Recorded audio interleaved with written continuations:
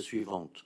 Un parc électronucléaire hérité des décisions de 1969, hein, un parc robuste, duplicable industriellement, permettant d'avoir une énergie nucléaire peu chère, et notre production tourne à 410 TWh à peu près. Bon.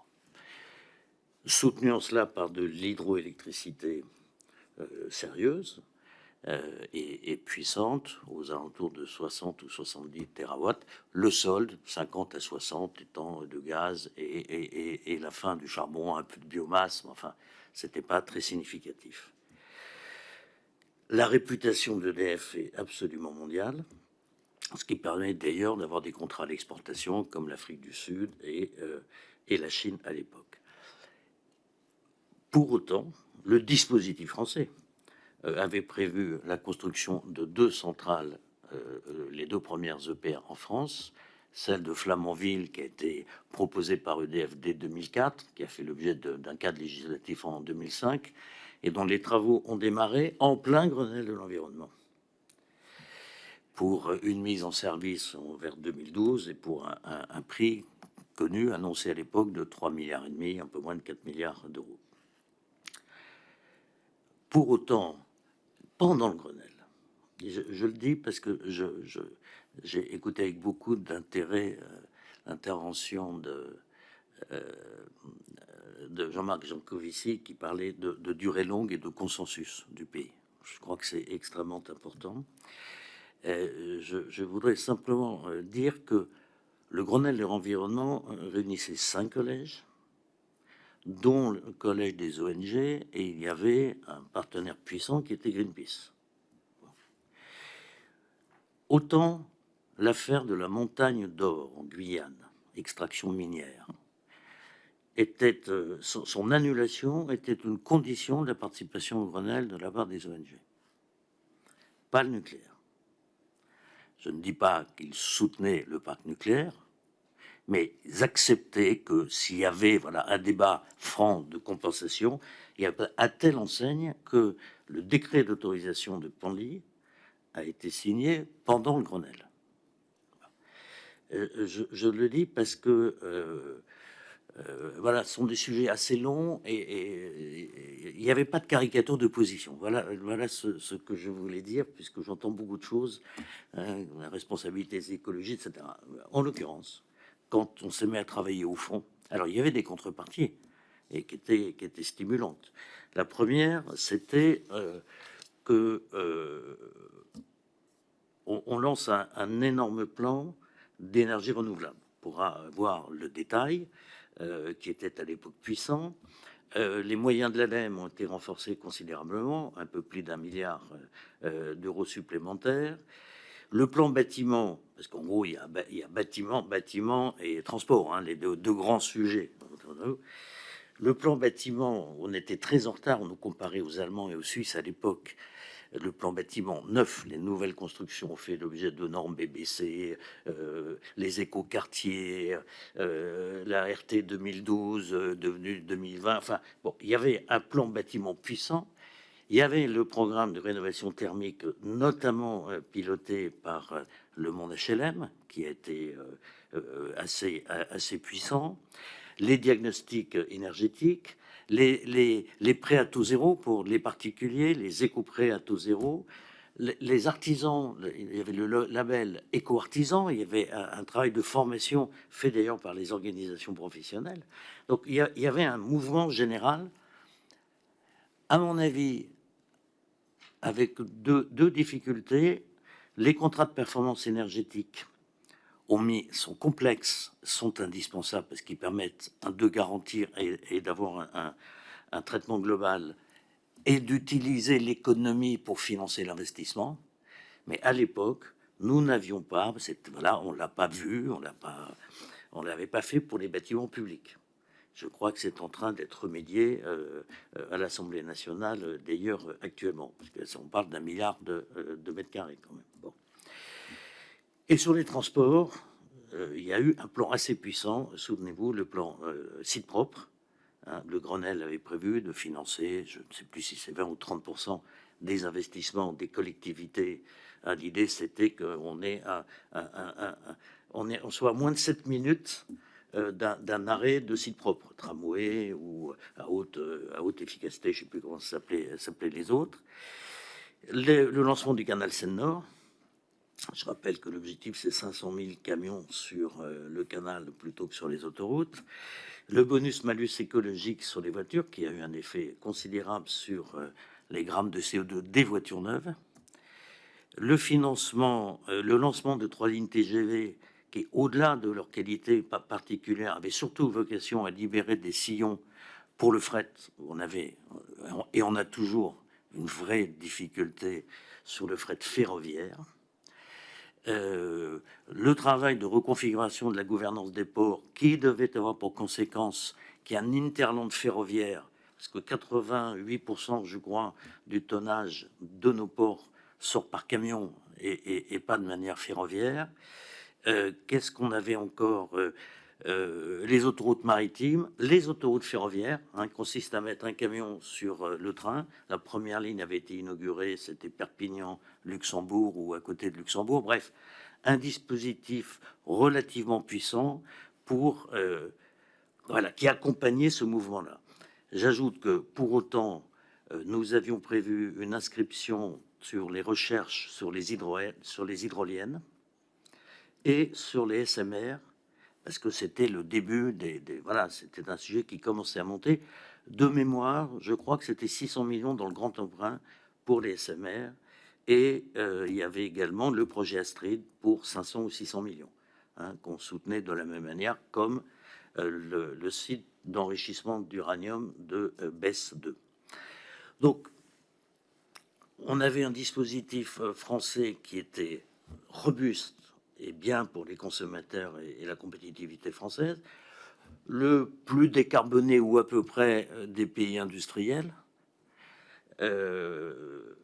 et des capacités à venir à la fois par 2 EPR, par Astrid, par Georges Best 2, par les renouvelables et les SMR, et une réflexion sur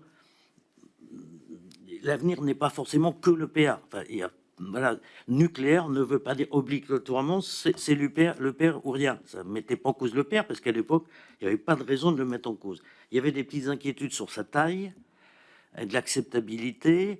Il y avait quand même des inquiétudes sur le prix, car l'affaire des Émirats arabes unis à l'époque est à la fois un problème de gouvernance de la filière, mais c'est aussi parce qu'en vrai, le réacteur coréen est au kilowattheure produit 2 fois moins cher que ce que nous proposions pour l'EPR.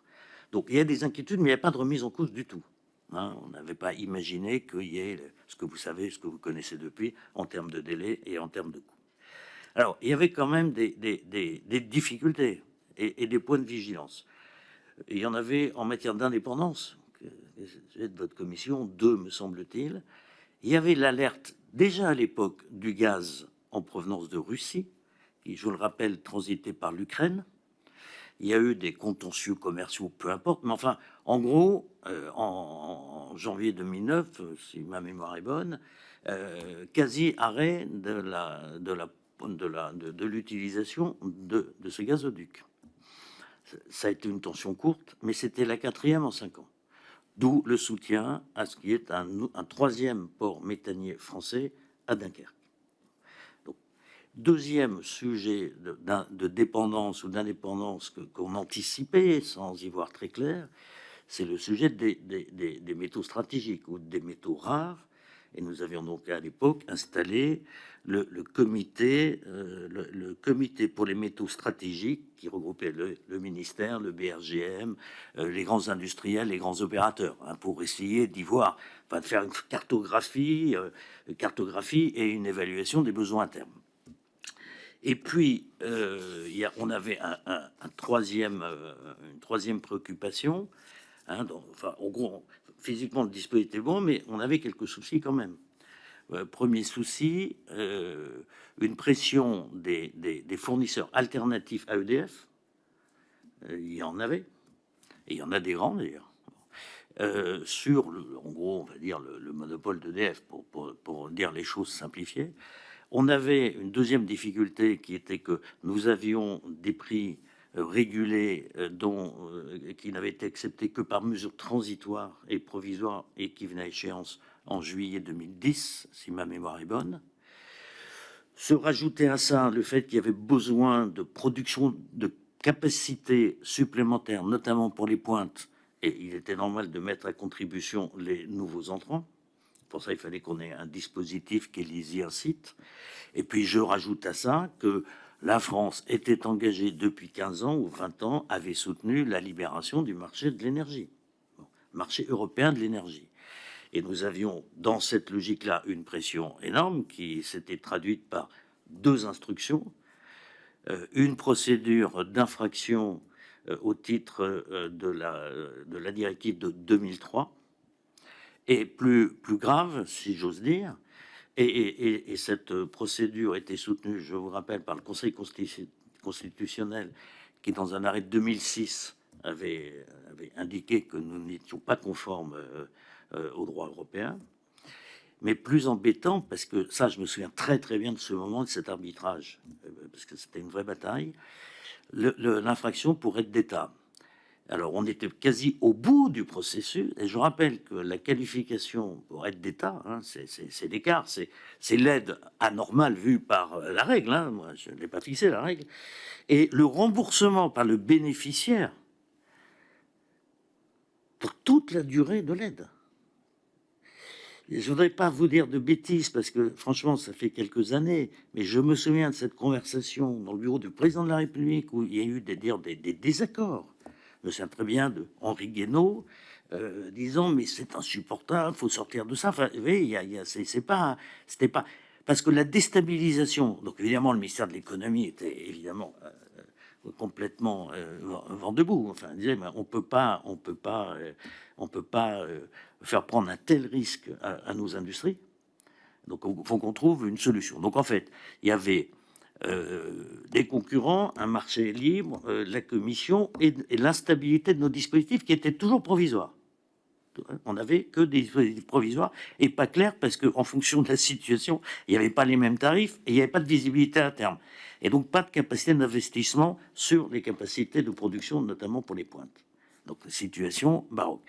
Et donc on se retrouve dans un moment où il faut essayer de conjuguer des intérêts qui ne sont pas tout à fait alignés.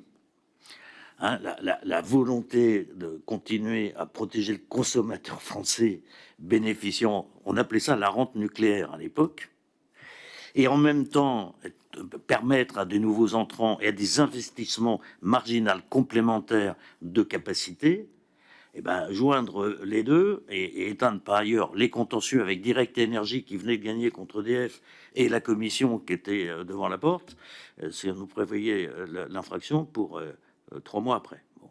Donc c'était un peu complet. La commission Champsaur, qui était composée de parlementaires de tous bords d'ailleurs, et d'ingénieurs et d'experts et de techniciens, et qui a auditionné tout ce que la France compte d'énergéticiens ou d'utilisateurs de l'énergie, a écarté 2 pistes. 1, le démantèlement d'EDF, parce que c'était sur la table. 2, a écarté la taxation sur le parc historique au profit des alternatifs pour proposer un système suivant. L'accès régulé à l'énergie nucléaire à hauteur de 20%, si ma mémoire est bonne, de la production. Ou non, à 100 terawatts, plus exactement, c'était pas en pourcentage, à 100 terawatts, ce qui à l'époque représentait une vingtaine de pourcents, je crois.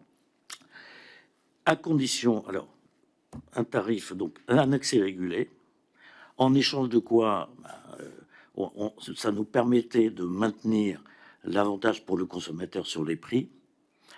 Ce tarif devait être piloté en permanence et en tous des cas annuellement, et devait intégrer 3 notions. Le financement du parc historique, le démantèlement, la maintenance et les améliorations de sécurité, le grand carénage. Et en contrepartie, il devait être fait vérifier annuellement que les alternatifs, les nouveaux entrants, investissent dans des capacités de production. Le prix, la commission Champsaur avait suggéré, après étude, un prix à 32, 34, me semble-t-il, la Creux à 36, 38, quelque chose comme ça. Et finalement, on l'a fixé, après débat parlementaire, c'est vraiment débat parlementaire, à 40, devenu très vite Fukushima, 42 euros. Mais en réalité, alors, c'est un objet hybride qui a eu quelques qualités, qui a quelques défauts, qui est provisoire et donc qui va venir à extinction de toute façon en 2025, mais on peut le changer quand on veut, c'est tout à fait à la main de l'État. En gros, pendant quelques années, ça n'a pas été un vrai sujet parce que le prix était tel que les alternatives l'utilisaient assez peu. Puis il y a eu à un moment donné des pointes du marché de gros, et par le phénomène ex post, il y a eu à l'évidence une situation qui était malsaine, qui était pas saine, et de surcroît, il n'est pas vrai que ça a permis d'augmenter les capacités des autres intervenants. C'est ça la réalité. Maintenant, voilà, il appartient à la France de regarder comment on gère la sortie de cette arène. En tous les cas, pas piloter, c'est pas bien. Ça, c'est la seule certitude. C'est pas possible de garder un outil comme celui-là s'il n'y a pas un pilotage quasi permanent, avec la Creux, avec tous les avis, etc. Voilà, c'était les difficultés que nous avions à l'époque. Bon, finalement, la commission, voilà, il n'y a plus de contentieux, les alternatives se sont arrêtées, la situation était celle-là. J'ajoute que à l'époque, l'ASN était une instance qui a beaucoup guidé les autres autorités de sûreté européennes, parce qu'elle était considérée comme un modèle. La séparation RTE et Enedis s'est fait dans de bonnes conditions, fonctionnellement, alors que certains pouvaient dire que bon, c'était une chimère. Non, c'est pas vrai, ça a été bien fait. Voilà quelle était la situation de l'époque. Après, voilà, il y a eu, ce que vous savez, il y a eu Fukushima et il y a eu un certain nombre de... et moi, je les juge pas, je suis pas là pour ça, je n'ai pas d'enjeu personnel, mais bon, il y a l'arrêt de Panly, il y a l'arrêt d'Astrid, il y a la loi qui réduit un peu le parc nucléaire, quoi. Enfin symboliquement 75-50. Qu'est-ce qu'il y a eu d'autre? Il y a eu, j'ai pas vu grand-chose sur les soutiens au SMR à l'époque. Et voilà. Il y a eu un retournement d'opinion. Je veux dire, il est clair que cette filière n'a pas été à ce moment-là choyée. C'est juste factuel. Et moi, je me souviens du traumatisme de Fukushima. J'étais pas en charge, mais c'est pour ça que je ne porte pas de jugement de valeur là-dessus. Enfin, c'est un fait. Et puis, dernier fait aussi. Oui, si, un point, pardon. Et j'en avais fini pour une présentation rapide. Il y avait ce sujet d'entretien et de grand carénage. Déjà à l'époque, le président d'EF, Henri Proglio, ne cessait de dire la stratégie d'allongement, elle est inévitable. On bénéficie d'un parc qui était encore jeune, mais qui va être de moins en moins jeune. Les travaux de grosse réparation, d'anticipation doivent être beaucoup plus importants. Et il faut faire le grand carénage, qu'il évalue à l'époque à 30 milliards. J'ai lu qu'il était, pour l'instant, plutôt aux alentours de 50 ou 60 milliards. Mais pour vous dire vrai, je n'arrive pas à comprendre exactement où on en est de ce grand carénage pour permettre l'évolution à terme, sous réserve des accords de l'ASN, de la situation. Donc voilà, sur le passé, répondre sentiment sur la situation actuelle, mais peut-être plus en répondant à votre question, de façon à libérer le micro.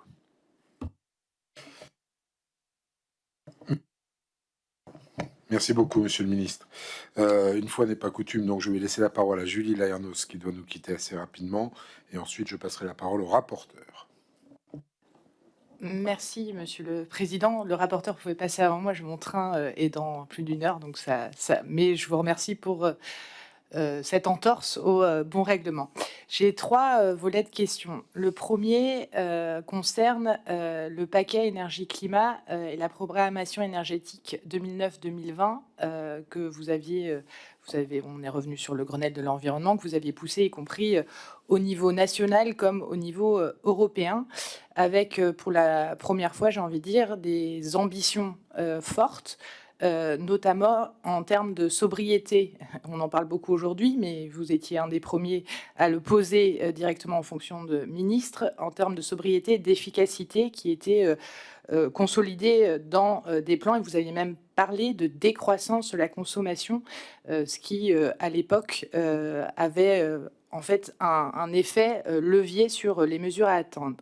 Vous êtes revenu sur, quelque part, l'échec des objectifs, puisque vous aviez fixé des objectifs dans des feuilles de route qui étaient ambitieux, qui n'ont pas été atteints. Et ma question, c'est comment se fait-il que, alors que nous avions fixé des objectifs de rénovation des bâtiments, sur les transports, vous l'avez évoqué, comment se fait-il que nous n'avons pas atteint ces objectifs-là? Et une question annexe que j'ai eu l'habitude de poser à d'autres auditionnés, qui est, on a été à un moment donné, du fait des installations nucléaires fortes en France, dans une surcapacité de production. Et donc, dans un phénomène qui incitait plutôt à la consommation électrique ou à vendre la surconsommation électrique. Et donc, et on voit, ça a été rappelé aussi par certains auditionnés, dans la pointe aujourd'hui européenne, la thermosensibilité pour 50% est relative à la France, qui fait là aussi un sujet pour la dépendance et la souveraineté énergétique de notre pays. Comment analysez-vous quelque part cet échec de l'atteinte des objectifs qui, on sait bien, diminuer la consommation d'énergie est un des premiers leviers pour nous protéger, nous rendre moins dépendants de l'extérieur? Ça, c'est un premier. Est-ce que c'était le pilotage? Est-ce que les moyens n'avaient pas été mis en œuvre? Dans les commentaires, y compris de la Cour des comptes qui ont analysé ce qui s'est passé, on a l'impression qu'on a opté pour un chauffage décarboné plutôt que de mieux isoler les bâtiments et les logements, avec les conséquences aujourd'hui en termes de précarité énergétique. La deuxième question, c'est sur la production des énergies renouvelables. Là aussi, dans le paquet énergie-climat, les 3x20 au niveau européen, vous aviez fixé des ambitions de production d'énergie renouvelable françaises qui n'ont absolument pas été atteintes. On est même le seul État membre de l'Union européenne à ne pas atteindre nos objectifs en matière d'énergie renouvelable. Je ne sais pas si je continue sur... j'ai d'autres questions sur la sûreté, ou si parce que c'est un volet un peu à part sur la feuille de route française et les moyens sur l'efficacité énergétique, la sobriété. Allez-y, Madame la députée. Dans ce cas-là, sur le nucléaire, j'aimerais revenir notamment sur le fiasco de Flamanville, puisque vous avez été au cœur du lancement, ou du moins du démarrage du chantier. Des nombreuses personnalités que nous avons auditionnées nous ont confirmé qu'au démarrage, les travaux d'ingénierie et de détail étaient à peine entamés, qu'on a changé, enfin, la gestion du projet, en tout cas industriel en tant que tel, n'était pas à répéter, que les études de sûreté ou encore de référentiel d'exclusion, de rupture étaient peu ou pas encore engagées. C'est également le constat qu'a fait dans son rapport Monsieur Jean-Martin Folz. Comment se fait-il qu'à l'époque, que le gouvernement auquel vous avez appartenu n'a pas demandé une remise à plat complète, et pourquoi on a laissé poursuivre, pourquoi vous avez laissé poursuivre aussi le chantier en l'état, notamment vis-à-vis de la sûreté, mais y compris sur la sécurisation du chantier in fine. Vous indiquiez également en tant que ministre qu'il n'y avait pas de nécessité à construire un 3e réacteur EPR nucléaire après Flamanville et Penly. Je vous cite dans les citations, la question pourrait se poser dans une logique de remplacement si l'ASN n'autorise pas le prolongement de la durée des centrales actuelles au-delà de 40 ans. Puis la politique énergétique consistera en 2020 à privilégier les économies d'énergie et les énergies renouvelables. On voit bien qu'on est en pleine actualité avec cette citation sur les orientations et la stratégie énergétique de notre pays. Quel est votre avis aujourd'hui aux situations et au regard de la situation notamment du l'EPR à Flamanville? Troisième question porte sur la sûreté nucléaire, puisque après l'incident du Tricastin en 2008, vous avez solennellement demandé une remise à plat de l'information, de la transparence et des systèmes d'évaluation des impacts et des déchets des installations nucléaires. Vous aviez donc considéré à l'époque que les analyses, enfin c'est une question, est-ce que vous avez considéré à l'époque que les analyses et les études n'étaient pas à la hauteur auparavant pour demander cette remise à plat? Et suite à cet incident, le Haut Comité pour la transparence et l'information sur la sécurité nucléaire vous avez remis le 7 novembre 2008 un avis sur le suivi radioécologique des eaux autour des installations nucléaires et sur la gestion des anciens sites d'entreposage des déchets radioactifs. Et je m'excuse, mais je n'ai pas réussi à remettre la main sur ce rapport. Aussi, j'aimerais vous demander si vous pouviez en présenter les principales conclusions et recommandations que vous avez dû recevoir et si elles ont été suivies des faits ensuite. D'autres incidents sont survenus ensuite depuis vos fonctions ministérielles, sans parler bien sûr de Fukushima, et le constat que font un grand nombre de nos concitoyens, moi la première, est que l'impact des rejets radioactifs sur la santé reste encore et beaucoup trop flou, voire inexistant. Est-ce que ces inquiétudes sont légitimes? Comment améliorer encore la transparence sur cet enjeu qui paraît majeur, y compris sur l'acceptabilité? Considérez-vous que la question des impacts, la trajectoire et des enjeux économiques des déchets nucléaires sont assez abordés dans les concertations et les débats autour de notre avenir énergétique? Parce qu'il nous semble que c'est un angle assez mort dans ce qui est décidé et discuté ouvertement. Voilà le paquet de mes questions. Merci, Madame la députée. Monsieur le ministre.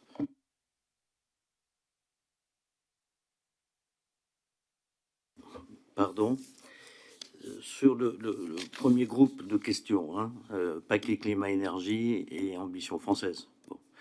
Alors d'abord, le paquet climat-énergie, qui avait été préparé par les Allemands, a été adopté sous présidence française. Donc c'était un investissement très très lourd, parce qu'une présidence c'est 6 mois.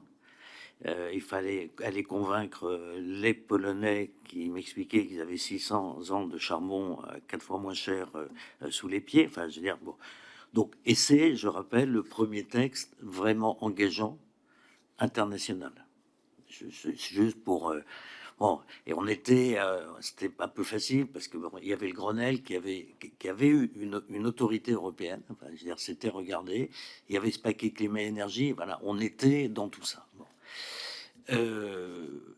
Il est... Ce que je peux vous dire, c'est que dans l'action publique, ça demande du suivi, de la constance, du suivi, une évaluation des écarts, on les corrige en permanence. Voilà.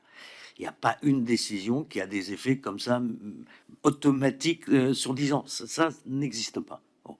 Et vous vous adaptez en permanence. Vous adaptez les tarifs de rachat d'électricité en permanence. Vous voyez, les technologies évoluent. Donc, c'est un problème d'adaptation. Tout ce qui avait été décidé dans le cadre Noël a été mis en place. J'ai cité les quelques illustrations, mais tout ce qui relevait de ce qu'on pouvait faire tout de suite, c'est-à-dire les normes bâtiments, vous voyez, les éco-artisans, les bonus-malus, toutes ces décisions ont été effectives. En revanche, le suivi, notamment... alors, il y a deux sujets dans ce que vous évoquez. Vous avez la gestion thermique des bâtiments. Alors, sur les propriétés, les individuels, il y a eu un début, il y a eu beaucoup d'éco-prêts à l'époque. Il y a eu une mobilisation des banques mutualistes, notamment, Caisse d'épargne, Crédit Mutuel, Crédit Agricole, qui ont beaucoup, il y en a eu beaucoup.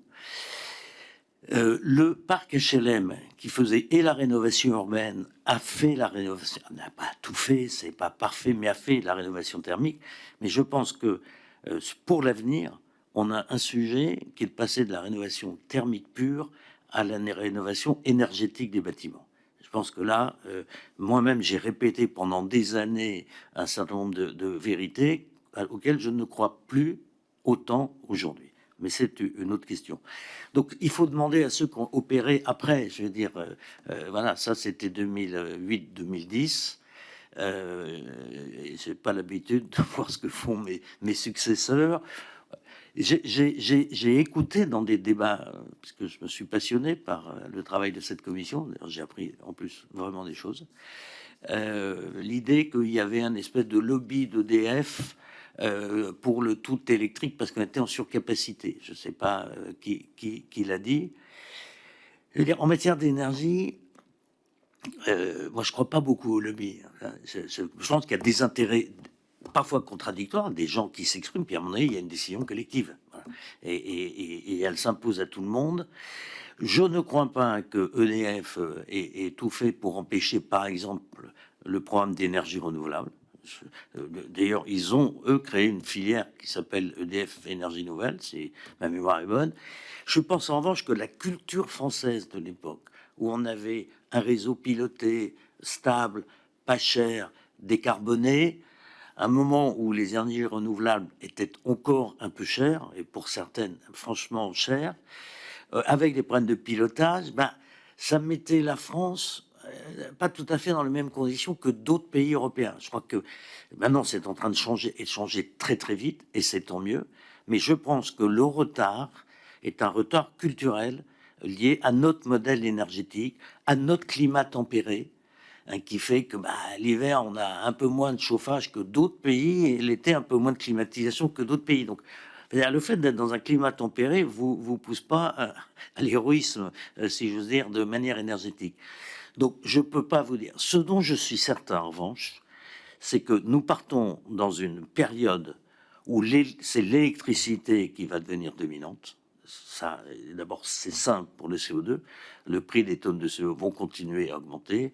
Donc, non pas tout électrique, mais l'électricité, pour des raisons d'indépendance de CO2, va prospérer. Je pense qu'on va redécouvrir les vertus de la géothermie et du géostockage. Je rappelle que Paris était chauffé à la géothermie, enfin une partie de Paris au siècle dernier. Et je pense que c'est un circuit court. Hein, la Terre comme thermostat, oui, c'est un thermos la Terre. Hein. 14 degrés à 40 mètres, c'est 14. Puis un peu plus loin, c'est plus chaud, etc. Donc je pense que le circuit court de géostockage, de géothermie, je partage assez l'avis du commissaire au plan, enfin du dernier rapport du commissaire au plan, qui suggère une centaine de térawatts de géostockage, géothermie. Là, je pense que et notre besoin électrique, il va prendre 40 à 50% d'ici la mise en route, de toute façon, des prochains EPR. Je ne parle pas de Flamanville, mais de l'hypothèse ou de la décision des 6 prochains EPR. Et je pense qu'on a une grosse difficulté. Le besoin, par l'évolution des besoins, la digitalisation, les voitures électriques, enfin tout ce que vous savez aussi bien que moi, amène un besoin énergétique. Et je ne vois pas d'autre solution que donc les circuits courts, que l'explosion, la réflexion sur les SMR. Je ne suis pas sûr qu'on n'ait pas laissé passer le train.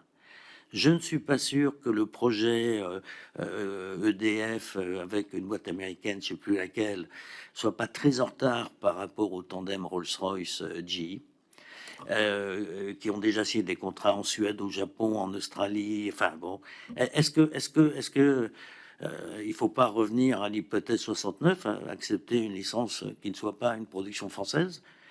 Et puis je crois que la révolution digitale va impacter la révolution énergétique. Je veux dire, la digitalisation de l'énergie, la gestion du réseau. Quand moi je quitte, on doit avoir à peu près, enfin ces responsabilités-là, on doit avoir à peu près 2000 entrées sur le réseau. Hein, donc c'est un réseau facilement pilotable. Je ne vais pas vous dire de bêtises, mais on doit pas loin d'être à 400 à 500 000 aujourd'hui. Donc je veux dire, et le renouvelable, enfin, il y a de l'intermittence. Je veux dire, qu'on le veuille ou non, c'est comme ça. Bon. Et donc, la gestion du réseau, pour ça, le rôle de RTE Enedis est absolument vital. Absolument vital. Les problèmes de cybersécurité vont se positionner également sur le réseau. Moi, je suis pas assez, malheureusement, c'est pas ma génération, c'est beaucoup plus jeune que moi, mais on a des génies français de l'intelligence artificielle, de la digitalisation.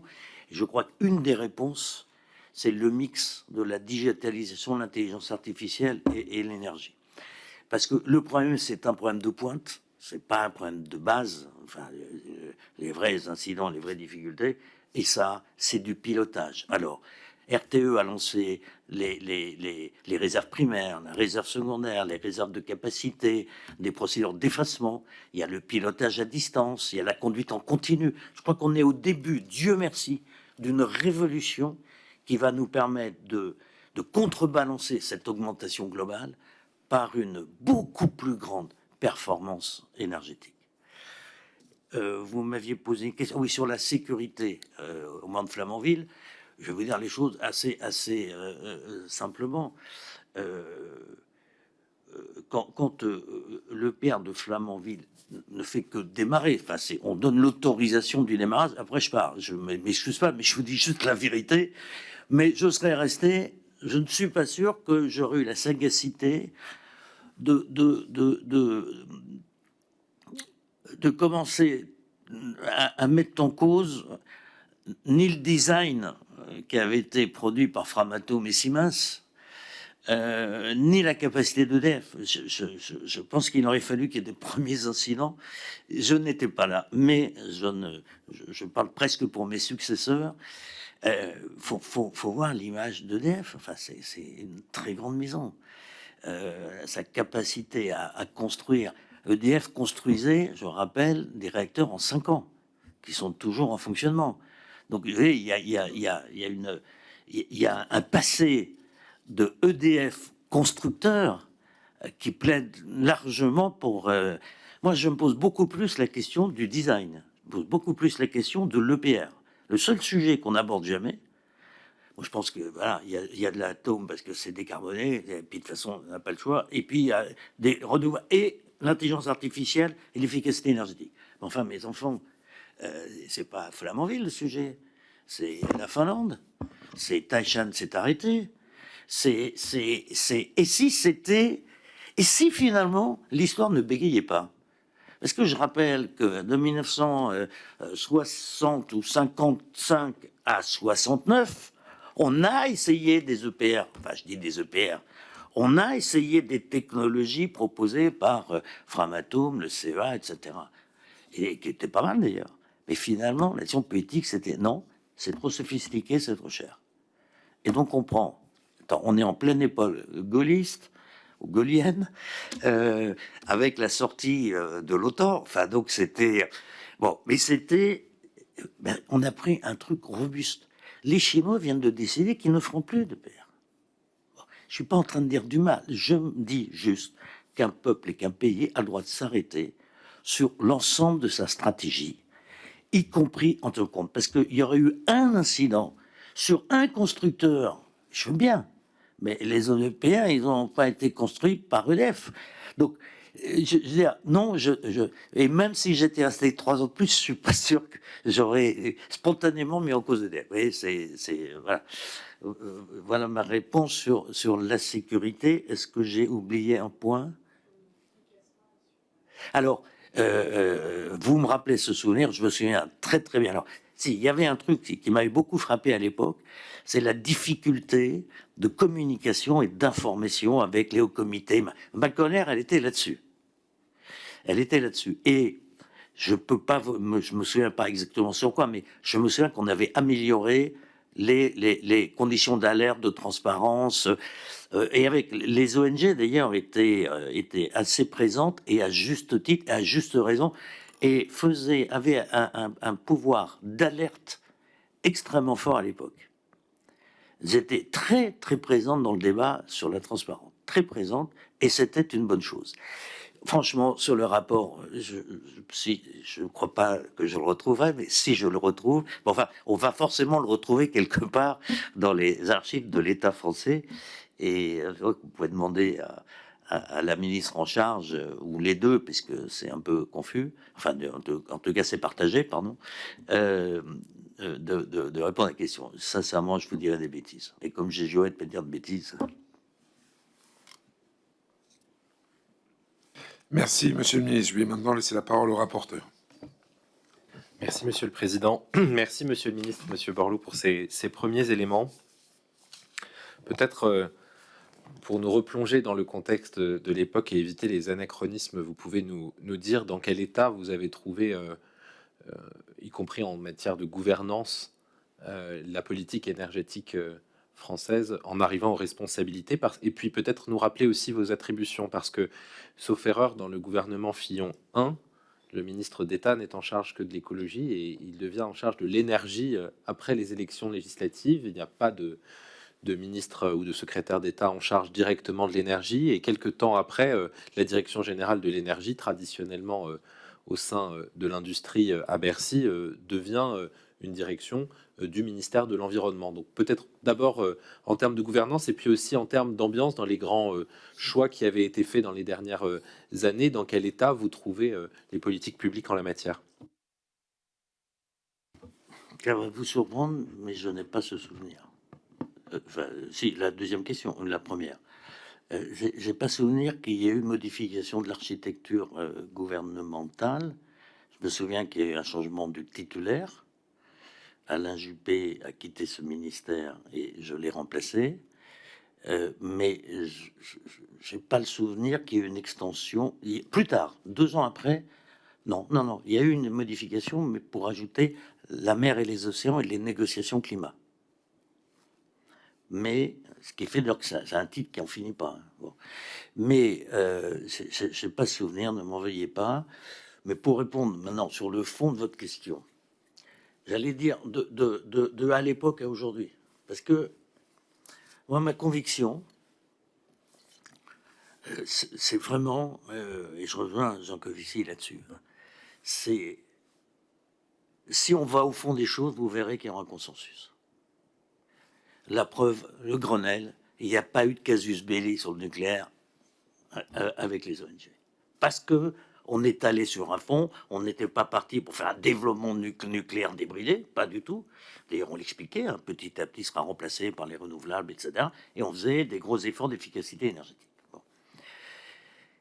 Or, pour ça, il faut qu'il y ait un pilote.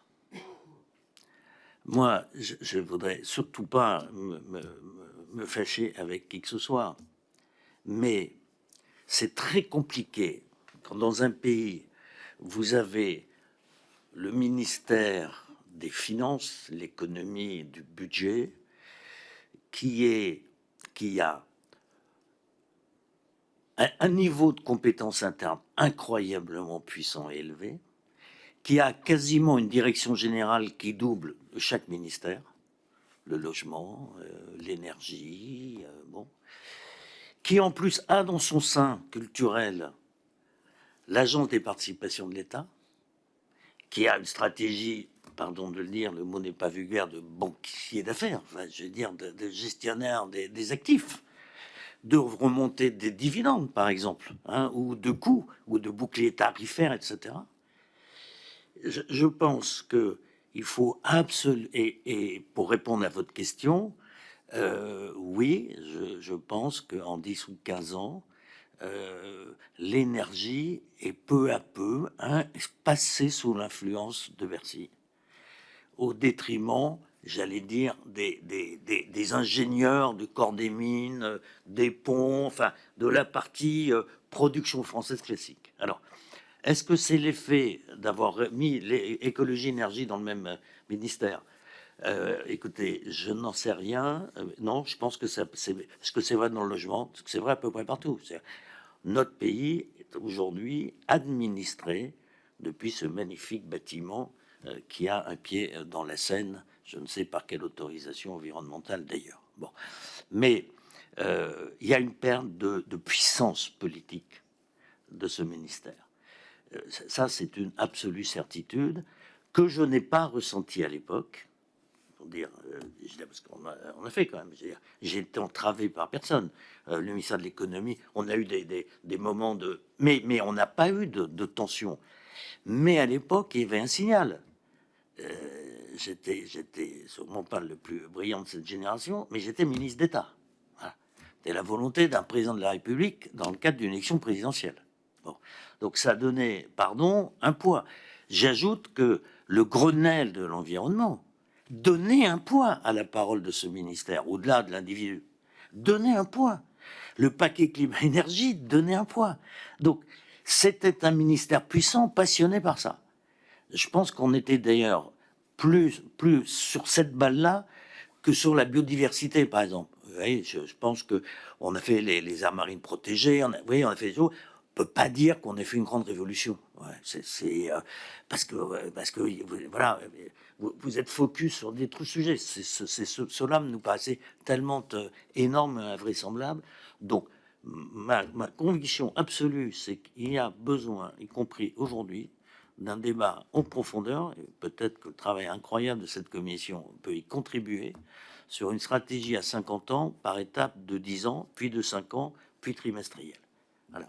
Et là, le découpage actuel me paraît ne pas donner la pleine puissance à ce sujet de l'énergie et de l'efficacité énergétique. Et c'est pas... Vous me ferez grâce de ne pas faire de politicienne, c'est pas du tout mon sujet. On essaye des trucs dans la vie, hein. C'est parce que à l'inverse, le concept de planification est un concept intelligent. Vous voyez, donc je suis pas du tout dans la critique, mais je pense qu'on peut se poser ce problème. Et le problème de c'est quoi est-ce que le nucléaire en France, c'est ou le PR ou rien? Alors justement, puisque vous avez évoqué le Grenelle de l'environnement, effectivement, le candidat Nicolas Sarkozy promettait, je cite, une révolution écologique, et donc une fois élu et après avoir remporté les élections législatives, se monte le Grenelle devant l'environnement. Donc vous avez la charge et dont on comprend que le nucléaire est exclu des débats. Alors vous allez nous dire, parce que on a eu des versions un peu différentes, et je citerai simplement celle d'Henri Proglio, selon lequel le nucléaire avait été exclu des débats volontairement par Nicolas Sarkozy pour éviter justement d'avoir un débat qui se focaliserait sur le sujet et qui ne permettrait pas de donner la place. De fait, dans les débats, et vous me contredirez si je me trompe, le nucléaire est fort peu présent, notamment eu égard à sa place dans le mix électrique français et au fait que c'était une énergie décarbonée. Est-ce que vous pouvez peut-être nous retracer la place importante, moins importante, la proportion nucléaire dans les débats du Grenelle de l'environnement? Oui, mais d'abord, merci de cette question. Quand vous faites vous proposez le Grenelle de l'environnement, mais les gens ne sont pas convoqués. C'est une démarche volontaire, acceptée, avec des règles, avec des ONG représentant d'autres ONG. C'est tout un processus démocratique. Par exemple, il n'y aurait pas eu de poursuite du Grenelle si on n'avait pas abandonné la montagne d'or en Guyane. Voilà. Là, c'est un sujet. Mais c'est pas nous qui fixons le cadre. Il faut bien à un moment donné que tout le monde soit d'accord. Et donc, d'un certain consensus, ce qui ne vaut pas validation d'une stratégie nucléaire par les ONG, mais on pouvait faire le Grenelle en disant, voilà, nous, notre feuille de route, ça va être ça. Globalement, c'est tolérable. Voilà. Donc, c'est pas qu'il y a eu... ça a été exclu. Si les ONG trouvaient qu'il devait y avoir... Je veux dire, il n'y aurait pas eu de Grenelle. C'est aussi simple que ça. Mais ça a été vrai sur les pesticides, sur plein de sujets. Donc le Grenelle, ça n'a pas été du marchandage. C'est des milliers d'heures avec des experts pour aller au fond des choses. Ma conviction de fond dans l'action publique, c'est qu'il y a beaucoup plus de malentendus que de désaccords. Si on travaille scientifiquement, technologiquement, de bonne foi et au fond des choses, on arrive à trouver des axes de progrès communs. Pas si j'ai répondu à votre question. Si, absolument. Avant d'enchaîner sur d'autres questions sur les prix de l'électricité et sur le nucléaire, je voulais vous poser une question sur les concessions hydroélectriques. Je la pose maintenant, il n'y a pas de bon ordre pour la poser, mais on a énormément parlé ici de la mise en concurrence des concessions hydroélectriques et de la situation de flottement qu'on connaît depuis lors, et qui donne l'impression que la France a accepté le principe pour se mettre en conformité avec les engagements européens, mais n'a jamais accepté en pratique que ce soit le cas. Et je crois, sous le contrôle de mes collègues qui ont assisté à nos autres auditions, que personne n'en a exprimé le souhait. Pourtant, vous présentez vous-même en juillet 2008 un plan pour les concessions hydroélectriques qui comporte leur mise en concurrence. Donc, Ma question est simple, est-ce que vous y étiez favorable ou est-ce que vous y avez été contraint et considéré qu'on allait ou pouvoir l'éviter en pratique ou trouver des contournements? Les deux, en vérité. Oui, la vérité, c'est celle-là. Bon. D'abord, on est dans un état de droit. Et il y a des concurrents qui ont également des droits. Il y avait des prêts contentieux. Et je rappelle que EDF n'a pas 100% des concessions hydroélectriques. Il doit avoir 80 ou 75 ou 80, je sais plus. Mais enfin bon, il y avait d'ailleurs une première bataille avec la CNR, si ma mémoire est bonne, hein, pour éviter un contentieux qui était extrêmement violent. Donc au fond, les avis étaient sensiblement partagés. On est dans un état de droit et la concession éternelle, ou alors on remet dans le domaine public directement les barrages, enfin les concessions, mais EDF, société anonyme, de toute façon, un jour ou l'autre, vous êtes rattrapé par la patrouille. Simplement, il n'y a pas de visibilité, il n'y a pas. Donc il y avait cette idée que dans un état de droit, on se conforme. Je rajoute que la pression de la commission là-dessus, elle était vraie, elle est toujours vraie aujourd'hui d'ailleurs. Bon. Ce qu'on a fait, c'est qu'on a préparé au cas où. Bon. Mais on en a déclenché en vérité aucune. Le chantier, il est resté en l'état. Je ne sais pas ce qui serait passé si j'étais resté 2 ou 3 ans de plus. On a préparé un décret qui prépare la procédure si on doit le mettre en concurrence. Mais c'est pas un décret qui dit on met en concurrence. Il dit voilà, on gagne un peu de temps si on dit les choses franchement. On gagne un peu de temps, on n'y voit pas très clair. Il y a du pour, il y a du contre. Il y a des avis très partagés, y compris, je rappelle, dans les territoires, les élus locaux, parce que c'est aussi un revenu partiel des élus locaux. Donc j'allais dire, l'état de l'opinion française n'était pas tranché et on l'avait pas tranché en vrai. Voilà, on avait un peu gagné de temps, on était sorti dans l'ensemble des contentieux, on était ravis, et puis on allait voir. Bon. Et puis il y avait les problèmes de passage de poissons, enfin il y avait des problèmes écologiques assez compliqués dans le cadre des éventuels renouvellements. Tout ça était, est-ce que c'était le prix qui devait primer ou la sécurité? Est-ce que la dimension environnementale, quel était le coefficient? C'est pas abouti. Voilà, la vérité c'est que moi quand je suis parti, on n'avait pas fait le boulot. Voilà. Excusez-moi si je résume, et vous me corrigerez, mais ce que je comprends, c'est que vous y étiez favorable et vous avez tenté d'en amenuiser les conséquences les plus dommageables. Est-ce que je peux faire acte d'humilité? Non, mais autant sur tout le reste, j'avais des convictions extrêmement acquises en travaillant, autant là, franchement, il y avait des arguments des deux côtés.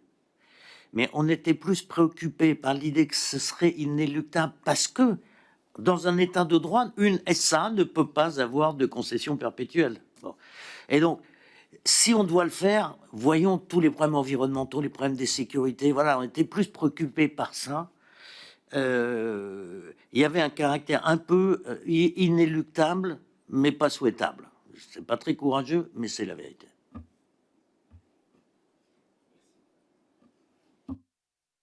Je vous remercie. Non, je pense qu'on est tous très contents de pouvoir faire acte de lucidité. J'en viens à quelques questions sur le marché européen, forcément. Peut-être, vous avez déjà dit beaucoup de choses, et puis y compris en réponse aux questions, mais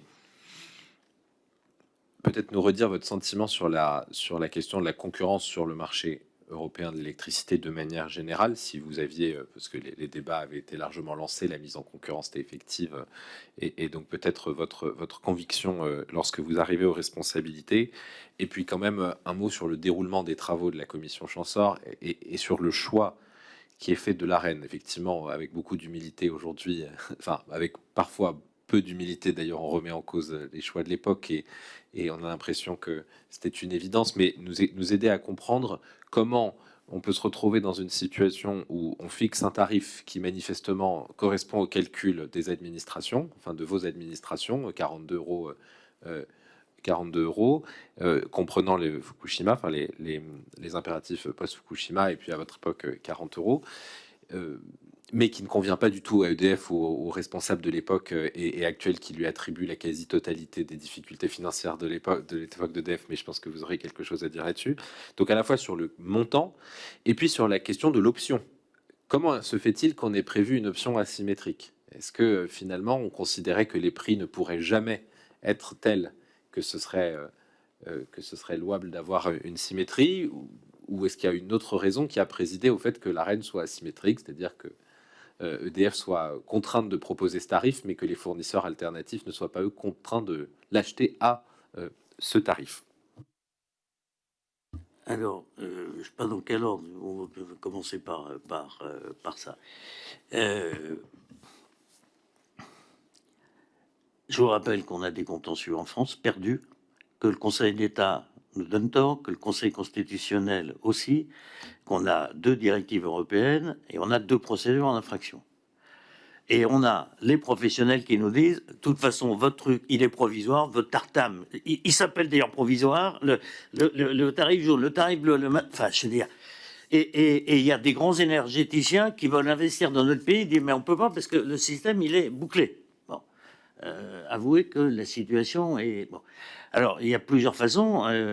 Il y avait une façon, parce que qui a été envisagée d'ailleurs, qui est de dire, ben, on sort du marché européen.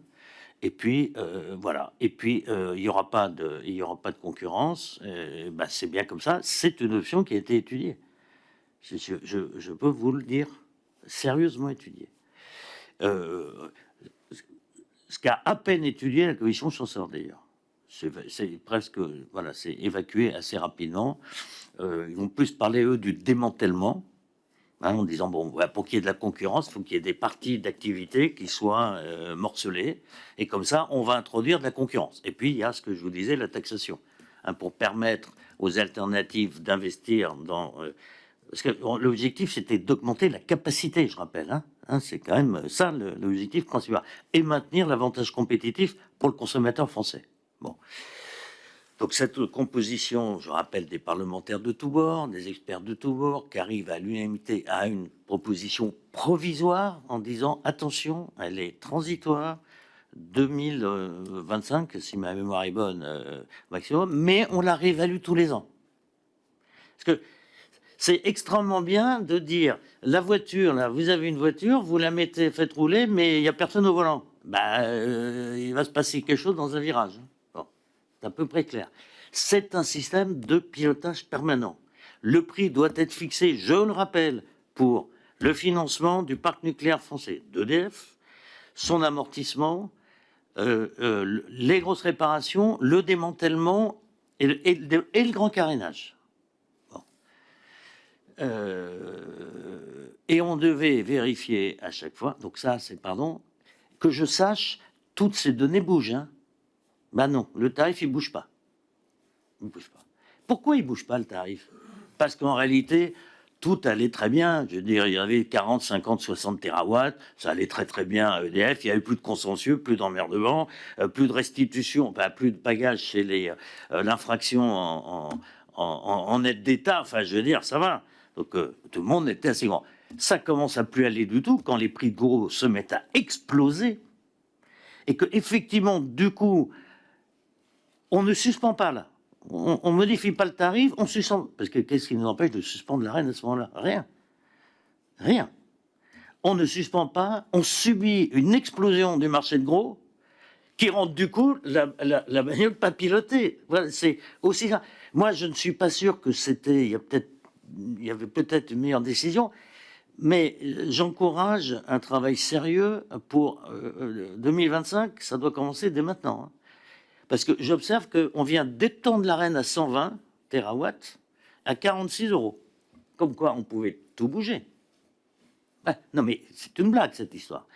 Vous ne pouvez pas avoir un véhicule de sortie de crise qui permet la concurrence, qui vous permet de sortir des contentieux, qui apaise tout un secteur, et la laisser comme ça rouler tout seul sans pilote. Ça n'existe pas. Donc, ça a été une rustine de l'instant, je n'ai pas peur des mots, qui était, je crois, pertinent, en tous les cas, qui devait être piloté et suspendu à tout instant. Mais ça rejoint votre question sur le marché européen. C'est exactement la même situation. Pardon. Mais qu'est-ce qui empêchait de suspendre le prix de l'électricité dès mars 2022, quand il y a l'explosion suite à l'agression ukrainienne, les textes le prévoient, de suspendre provisoirement la corrélation entre, non pas le prix du gaz, mais le prix de la dernière centrale. Donc c'est en fait le prix du gaz. Bon. Et pour vous dire la vérité, bien que je sois un Européen convaincu, je suis plus interrogatif aujourd'hui sur le marché européen de l'énergie. C'est-à-dire, parce que ce qu'on voit quand même clairement, non, parce que les choses évoluent. On a un bloc de pays qui a une stratégie gazière, renouvelable, zéro nucléaire et lignite. Nous, on a une stratégie nucléaire et renouvelable, et sur le renouvelable, deux essentiellement, parce que sur l'hydroélectricité, on est à peu près au top, quoi. Enfin, on va pas en faire beaucoup plus. Bon, il y a peut-être l'hydrolienne, mais enfin bon. C'est quand même avoir un prix fixé, le gros fixé sur une énergie cible d'un pays dominant. D'ailleurs, on a bien vu que sur la taxonomie, on a accepté qu'il y ait des avancées parce qu'on mettait le gaz avec. Hein. Bon. Ça mériterait une réflexion très approfondie. Pardon, on peut faire de l'interconnexion physique sans avoir un marché complètement libre. D'ailleurs, pardon, dans les événements de l'époque qui expliquaient l'ensemble un peu de l'accord, finalement, tolérance en tous les cas, on avait fait les interconnexions avec l'Espagne, je rappelle, sous les Pyrénées, un énorme travail dans un tunnel, etc. Donc, on peut faire de l'interconnexion.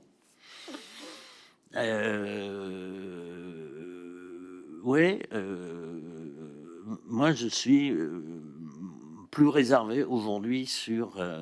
parce que un prix commun sur des énergies dissociables et radicalement opposées, il faut en tout cas que quelqu'un regarde bien le pilotage de ça. Hein, parce qu'on a bien vu que là, il y a eu un problème de pilotage. Hein, parce qu'on laisse le truc monter, on met le bouclier, enfin, je veux dire... Bon. Donc, mais c'est pour ça que c'est un peu la même chose. Vous trouverez jamais un mécanisme parfait en matière d'énergie. Jamais. Parce qu'il y a du long terme, des investissements lourds, il y a la protection du consommateur, il y a la concurrence. C'est complexe. Mais en tous les cas, ça doit être piloté. Ça doit être dans la distance, mais piloté en permanence. Alors justement, puisque vous parlez de questions européennes et de cibles européennes, la France pourrait être sujette à des amendes pour ne pas atteindre ses objectifs, des objectifs qui sont fixés de longue date, et vous en avez été l'un des instigateurs.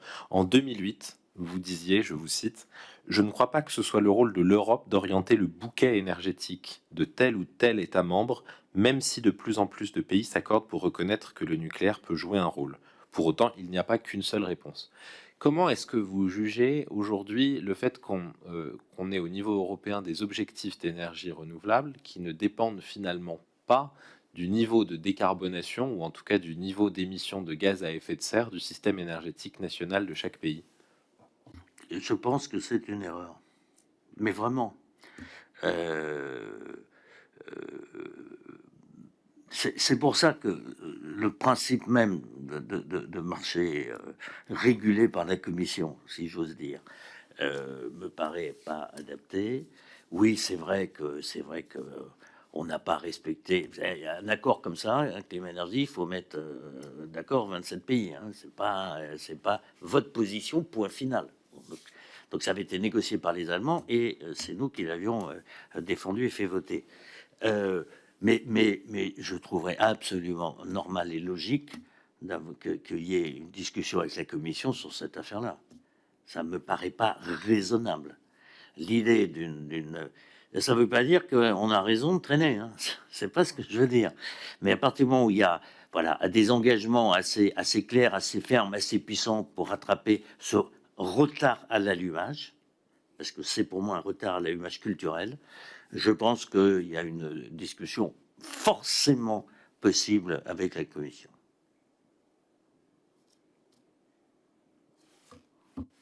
Je vous remercie. Deux ou trois dernières questions. Peut-être une sur la quatrième génération, dans l'autre sens. Je commence par la quatrième avant la troisième. Sur la quatrième génération, pour comprendre quel est l'état des discussions lorsque vous êtes aux responsabilités. Parce que la loi a récemment, lorsque vous arrivez aux responsabilités, la loi a depuis peu ancré un objectif de travailler sur la quatrième génération. Et en 2010, alors que, comment dirais-je, et donc en 2010, le projet Astrid est lancé, alors finalement qu'on n'a pas encore ouvert de réacteurs de troisième génération. Est-ce que c'est-à-dire que sous ce quinquennat, la motivation de, enfin, il y a la volonté d'avancer sur la filière nucléaire et de garder pour longtemps une filière nucléaire, y compris une filière capable d'absorber ses propres déchets, puisque c'était l'un des enjeux, est forte. Quel est le degré à l'époque d'optimisme ou d'inquiétude à la fois sur la quatrième génération et du coup sur la troisième? C'est-à-dire, est-ce que vous faites un lien entre les deux? Est-ce que il y a une inquiétude qui se formule du fait, même si c'est pas du tout les mêmes stades de recherche et de développement et d'industrialisation, mais qui se formule sur la quatrième et à rebours sur la troisième génération qui, elle, accumule les retards?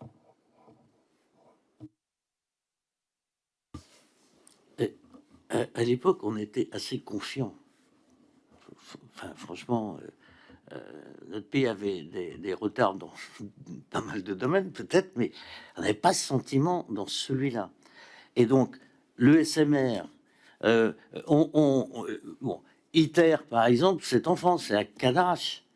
On peut discuter d'ITER, sa performance, enfin sa pertinence. Mais enfin, en attendant, l'idée, y compris de fusion, de fission, de troisième, de quatrième, de SMR, l'avance française sur le nucléaire des sous-marins, enfin de la DCNS. Je veux dire, on investissait surtout en même temps. C'est ça qu'il faut bien comprendre. Donc, il n'y avait pas de choix de l'un plutôt que de l'autre. Et on réfléchissait par voie de conséquence à pas forcément d'autres EPR que Flamanville et Panly. Au fond, dans l'inconscient collectif, c'était ça. Hein, c'était, oui, il y avait un saut, mais ça peut être beaucoup plus petit du SMR, ça peut être troisième génération, quatrième génération. Voilà, c'était banco, les gars, allez-y, travaillez, faites des recherches, investissez. Voilà, c'était le grand emprunt est en partie venu de là. Hein. En partie, je ne dis pas seulement, en partie venu de là, hein, de 20 milliards, si vous vous souvenez. Bon. Donc oui, il y avait une confiance dans l'évolution technologique. Oui.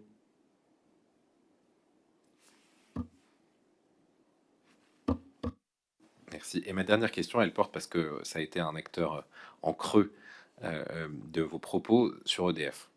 On a auditionné de nombreux responsables, anciens responsables d'EDF, qui, au-delà de l'arène, nous ont parlé du niveau des prix. Et notamment Pierre Gadenex, qui a été en fonction pendant une partie de votre mandat, qui a évoqué le fait qu'il avait milité auprès des autorités politiques, dont j'imagine que vous faisiez partie dans son raisonnement, sur le fait de dire que les prix étaient trop bas pour permettre à EDF de préparer le renouvellement, enfin la bonne maintenance, puis le renouvellement de son parc et d'investir dans les différentes facettes de son activité. Et en même temps, vous êtes confronté, comme ministre en charge de l'énergie, à EDF et au projet EPR. Qu'est-ce qui, dans la gouvernance générale entre l'État et EDF, et dans votre appréciation de l'entreprise EDF, a pu manquer à l'époque? Est-ce que c'est une vision de long terme? Est-ce que c'est le fait que ce n'était plus tout à fait comme avant la transformation en SA? Est-ce qu'il y avait d'autres facteurs qui ont joué? Est-ce que c'était une question de personne? Enfin, c'est pas le but de cette commission de déterminer des responsabilités personnelles, mais je pose la question de la manière la plus large possible pour essayer de savoir ce qui, à votre sens, vous qui avez été en contact pendant plusieurs années avec l'opérateur principal, a pu faire qu'il y ait une sorte de surdité dans le dialogue entre EDF et l'État. EDF se plaignant d'une inadéquation par la suite du tarif ARENH, EDF se plaignant de tarifs trop bas et à l'inverse n'étant pas capable de livrer un réacteur. C'est bien qu'on essaie toujours de trouver des causes simples, mais pardon de vous dire que le sujet d'EDF, c'était pas son prix, c'était pas le tarif, c'était pas ses finances qui étaient florissantes. J'ai entendu dire que pouvoir faire une clé point 15 milliards, c'était... Non, attendez. Constellation, ça a coûté combien? Les achats aux États-Unis, ça a coûté combien? Non, mais c'est une blague. Le sujet d'EDF, c'était Areva. La vérité, c'est que EDF estimait, et je peux le comprendre, qu'il y avait un chef de file du nucléaire en France, c'était EDF, et que Areva était un fournisseur d'EDF. Alors, si j'en ai pas entendu parler, je veux bien mourir. Ça a été quotidien, ça. Et c'est allé. Enfin, vous vous souvenez pas des polémiques incessantes de part et d'autre entre Areva et les préoccupations, c'était la sortie de Siemens, du projet EPR. Ça, c'est un sujet. Enfin, je rappelle que l'EPR est conçu par Siemens et Framatome. Eh ben, le partenaire allemand s'en va. Alors, ça, c'est pas un problème, ça. Non, mais c'est inouï. Pardon, Hinkley Point, on peut quand même en parler 2 minutes. Hinkley Point, tant que c'est un investissement financier porté par tiers, avec les autorités britanniques présentes au capital et garantissant les emprunts, c'est un dossier dans lequel l'EDF est minoritaire. C'en est un autre quand les autorités britanniques ne sont plus actionnaires, qu'elles ne garantissent plus les emprunts, et donc on le consolide, on le porte dans le bilan d'EDF, pardon la blague, 14 milliards, et on décide de construire quand même. Je rappelle la démission du directeur financier d'EDF, de Thomas Pickmal, ce jour-là, disant que ça mettait en pays. Donc il n'y a pas eu de sujet parce que ce n'était pas un sujet. Voilà, je n'ai pas de souvenir de réunion, en tous les cas remportée. Après, on peut toujours... bon. Non, et le seul moment, c'était quand sont sortis des chiffres de l'AREN, alors à 32, 34, 36, 37, oui, mais d'ailleurs, les parlementaires étaient sur la même... Et vous retrouverez dans les débats Daniel Paul, qui n'est pas suspect de ne pas soutenir EDF. Bon. Disons, répondant d'ailleurs à François Brotte ou je ne sais plus qui dans les débats parlementaires, que à 42 €, franchement, c'est bien pour EDF. Donc, ce jour-là, c'était bien. À d'autres jours, c'était probablement trop élevé, quand les prix de gros étaient complètement effondrés. Mais quand ils ont explosé, ça n'avait aucun sens. Et de toute façon, il n'est pas imaginable que, ayant progressé de quasi 15 ans, les conditions de fixation du prix qui sont, je rappelle, l'entretien, le grand carénage, le démantèlement, quoi qu'il arrive, vous ne pouvez pas rester au même prix, c'est pas possible. Donc non, je n'ai pas de souvenir que c'était un sujet absolument central. Si, par exemple, sur l'hydroélectricité, oui, par exemple. Vous aviez à la fois GDF Suez, enfin Engie ou compagnie, je ne sais pas qui gueulait parce que c'est une société anonyme, mais elle est en monopole, oui. Et EDF qui disait, je garde mes conseils. Oui, ça je me souviens bien. Mais pas ce que vous évoquez. En tout cas, pas de manière significative. Je vous remercie. Une dernière question. L'ancien député Borloo, qui, sauf erreur, assistait au débat de la loi de 2015, qui a fixé un certain nombre d'objectifs. Vous étiez bien député en 2015.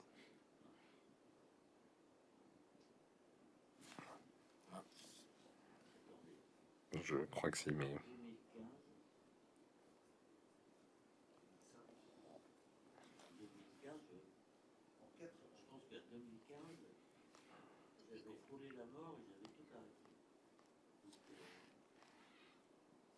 Autant pour moi, si ce n'est pas le cas, mais... Non, effectivement, pardon, vous ne l'êtes plus en avril 2014. Autant pour moi. Alors, je pose quand même une question à l'ancien ministre et aux citoyens sur la loi de 2015. Tout à l'heure, Dominique Maillard, ancien directeur général de l'énergie, ancien président de RTE, indiquait qu'il y avait, selon lui, dans cette loi, une difficulté, c'était la multiplicité d'objectifs potentiellement contradictoires, ou en tout cas qui pouvaient se gêner les uns les autres, typiquement... la baisse des émissions de gaz à effet de serre et un mix énergétique avec une répartition nucléaire, énergie renouvelable, des effets sur la capacité à produire de l'énergie et de l'efficacité énergétique et de la sobriété. Est-ce que vous pensez que dans cette loi et dans d'autres objectifs passés, on a eu une difficulté à avoir une stratégie un peu intégrée ou une priorisation de nos objectifs, typiquement baisser les gaz à effet de serre, les émissions de gaz à effet de serre, et donc typiquement réduire notre dépendance aux fossiles avant tout, et notamment avant de répartir la charge entre nucléaire et énergie renouvelable, ou pas du tout? Est-ce que pour vous c'est problématique? Est-ce qu'il y a eu pour vous par exemple une opposition entre nucléaire et renouvelable qui est dommageable, ou finalement, au vu de votre expérience, non?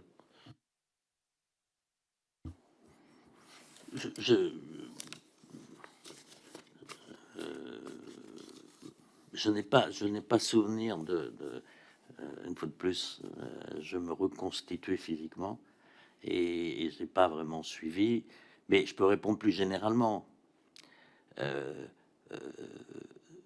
Dans ce domaine, la somme des contraintes est naturellement élevée et elle est phasée et elle peut être contradictoire à certains moments.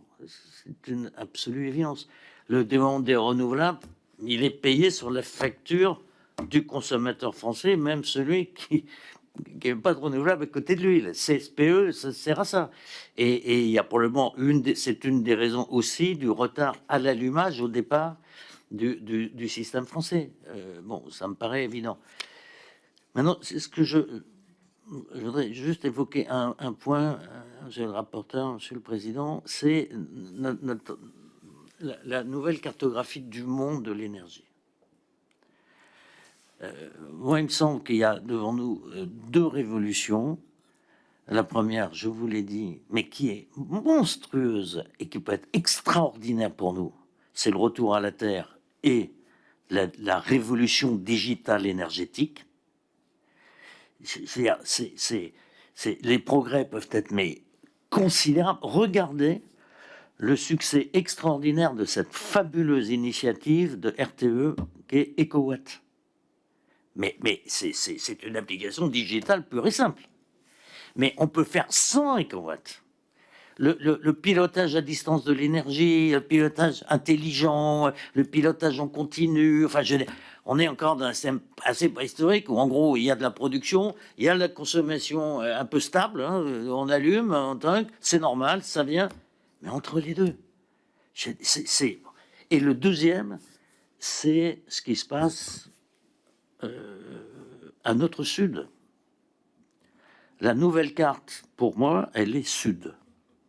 Elle est marocaine, elle est saharienne, elle est mauritanienne, elle est de cette partie, c'est le Maghreb plus les pays limitrophes.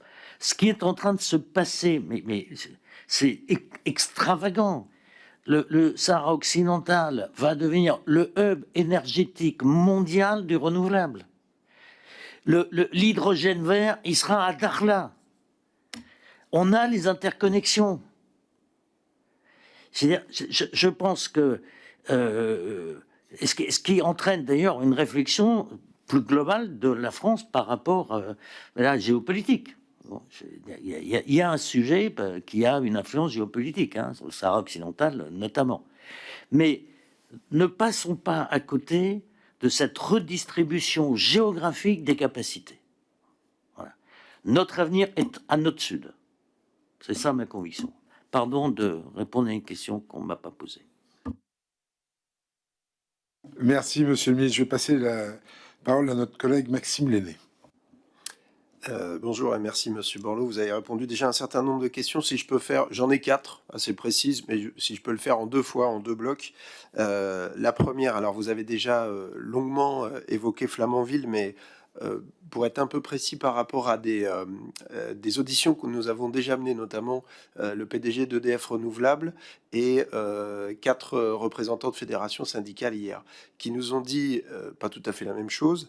Le premier nous a dit qu'en fait on avait lancé l'EPR de Flamanville tout simplement parce que ça faisait 40 ans qu'on n'avait pas construit de nouveaux réacteurs et qu'on se rendait compte qu'il fallait quand même entretenir les compétences et que c'était une façon de le faire. Et les syndicalistes qu'on a rencontrés hier nous ont dit vous n'y êtes pas du tout. En fait, le PR de Flamanville, c'est juste un prototype et donc fallait se faire la main. Ce qui revient peut-être d'ailleurs à peu près au M. Mais voilà, donc si vous avez des informations là-dessus. Et deuxième question pour ce premier bloc, ma collègue Julie Lerneus, vous l'avez posé, mais c'est vrai qu'elle avait posé beaucoup de questions. C'est sur la question des déchets nucléaires. Alors, on pourrait parler de CIGEO, mais là, on a appris il y a 4 jours que nos entreprises ont laissé, les entreprises françaises, on va dire, ont laissé 20 millions de tonnes, je crois, de déchets nucléaires à l'air libre au Niger. Est-ce que à l'époque vous aviez connaissance de ces choses? Et voilà. Et donc je reprendrai la parole si ça vous dérange pas pour un autre sujet.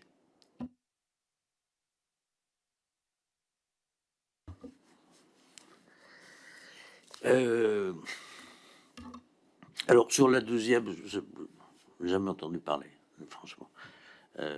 Ni à l'époque, ni même... Ouais, bah, ça se serait entendu et vu, quand même. Si c'était monté... Oui, enfin... Bon. Sur le père de Flamanville, donc je vous redis que nous avions une confiance totale dans EDF qui construisait des réacteurs qui marchaient toujours en 5 ans, avec sans dépassement de coût. Voilà. Donc c'est vrai qu'on... Bon. Alors, le problème de la compétence est un sujet dont on parlait à l'époque. Ça, c'est exact. Et alors, non, je dirais pas qu'on a fait Flamanville parce qu'il fallait que pas perdre la compétence. De toute façon, il y avait un petit sujet. Il y avait quand même un nombre de parcs bon. Et donc, bon, ça, c'était... et puis ça a pris du temps, je vous rappelle, hein, entre 2004, la première... enfin, quand EDF a fait clairement cette proposition, c'était en 2004, je crois, fin 2003, début 2004, bon, il passait un peu de temps. Bon. Mais la démographie de la compétence était un sujet de préoccupation, effectivement, à l'époque. Et c'est d'ailleurs pour cette raison que, quand est décidé Panly, il y avait 2 candidats. Il y avait GDF Suez associé à je sais plus qui, enfin, bon, il y avait un consortium, et EDF. Et si on a confié à EDF, à l'époque, le seul argument dont je me souviens, enfin, qui était pertinent, c'est on n'a pas construit depuis 25 ans, on a perdu des compétences en interne, nos sous-traitants aussi, on a un problème, donc on ne peut pas avoir 2 entités de compétences, on n'y arrivera pas. Voilà. Donc il y avait un sujet de compétences, mais plutôt sous cet angle-là. Merci. Alors, deuxième bloc de questions, bah, c'est sur EDF, son statut, sur les privatisations, etc. Sur la séparation, alors ça c'est un peu antérieur à vos prises de fonction, hein, si je dis pas de bêtises, mais la séparation EDF, RTE, Enedis, hier les représentants syndicaux ont bien rappelé que l'électricité c'est un système, il faut le voir sous cet angle-là. La critique du marché que vous avez fait aussi va dans ce sens-là. Vous avez rappelé qu'il y a un enjeu de pilotabilité, donc ça nous ramène à la question du système. Vous avez rappelé qu'on est passé de 2000 entrées à peut-être 400 000 entrées sur le réseau.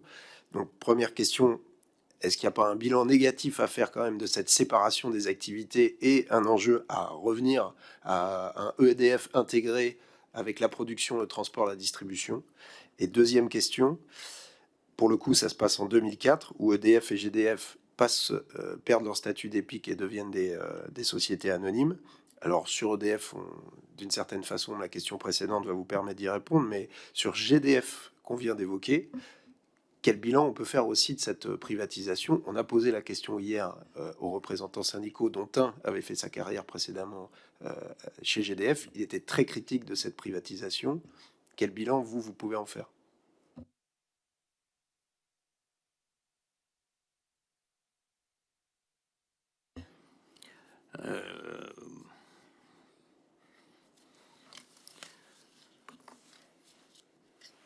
J'essaie vraiment de réfléchir parce que c'est pas. Non, mais Sur le premier point, j'en ai fait allusion tout à l'heure.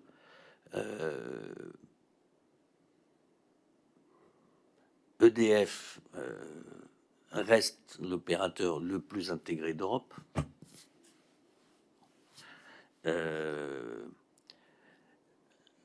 La séparation Enedis-GDF, je constate simplement que, pardon, RTE et Enedis, je constate simplement qu'apparemment la gouvernance est de bonne qualité, que ça répond aux attentes, que le dialogue notamment d'Enedis avec les collectivités locales, les syndicats locaux d'électricité se passe bien. Enfin, j'ai plutôt l'impression que ça marche. Bon, alors est-ce qu'on peut refaire 30 ans avant? Je ne peux pas vous dire, mais moi j'ai plutôt le sentiment. Alors moi je veux dire, les trucs qui marchent, si on les touchait pas trop, c'est pas mal, quoi. Voilà. Je pense qu'il y a des moments où il y a souvent, enfin, il est assez rare que les gens prennent vraiment la mauvaise décision. Et ce qui est sûr, c'est que les circonstances changent et que si vous adaptez pas, une ancienne très bonne décision peut devenir une catastrophe. Exemple, le pilotage. Bon. Ça, et en matière d'énergie, c'est sûr. Ça, c'est une certitude. Maintenant, bon, voilà, la République française a fait des choix avec des gouvernements successifs qui ont tous, voilà, qui sont tous allés dans une construction européenne dans laquelle il y avait l'énergie. Bon, c'est refaire de la petite fiction que d'essayer d'imaginer ce que ça aurait été si ça avait été autrement, parce que honnêtement, je ne sais pas. Je ne sais pas. Et je vous dis la même chose pour GDF. Franchement, je ne sais pas. Moi, je suis quand même assez convaincu que c'est un sujet politique, l'énergie. Voilà. Comme disait Lénine, hein, communiste, c'est les soviets plus l'électricité. Bon. Je considère que c'est un sujet absolument majeur. Je considère qu'il est politique. Que le marché vienne appuyer à certains moments pour capter des investissements ne me choque pas, au contraire. Il faut probablement l'y aider. Mais c'est un sujet de stratégie collective. Voilà. J'ai passé 3 années de ma vie à monter une agence d'électrification en Afrique. Parce que 650 millions d'Africains n'ont pas accès à l'énergie. Mes enfants, on est dingues. C'est à 14 km de chez nous. C'est notre lutte de croissance et d'expansion, de croissance, y compris de PIB, hein, par la proximité. Où ça va être notre drame? Où ça va être notre drame? Bon, je pense que l'Europe aurait bien raison de proposer à la disposition de l'Afrique un énorme plan d'énergie renouvelable pour toute l'Afrique. Alors, il se débrouille pour l'instant au Maroc très bien. On pourrait peut-être y participer, mais c'est un sujet majeur. Donc, pensez que les seules lois, le marché doit venir en appui de quelque chose de régalien. Pour moi, c'est régalien. Merci, monsieur le ministre. Je vais passer la parole maintenant à Francis Dubois. Merci, monsieur le ministre, déjà pour vos réponses et la façon d'imager les choses qui nous permettent de très bien comprendre. Donc, vous avez parlé au début de ce qui s'est passé au niveau du Grenelle de l'environnement, où on a bien compris que chacun, les ONG, le gouvernement, était bien à sa place et dans une discussion qui permettait de porter donc un projet environnemental et notamment en matière également de souveraineté énergétique et de résilience. À cette question, on a bien vu qu'à ce moment-là, les choses sont claires et bien définies. Avec, vous l'avez dit, les ONG ne sont pas opposées donc au nucléaire. Qu'est-ce que vous pensez aujourd'hui de l'influence politique des ONG, où y en a-t-il, où y en a-t-il eu au sein des cabinets ministériels? C'est ma première question. Ensuite, vous nous avez parlé au niveau de...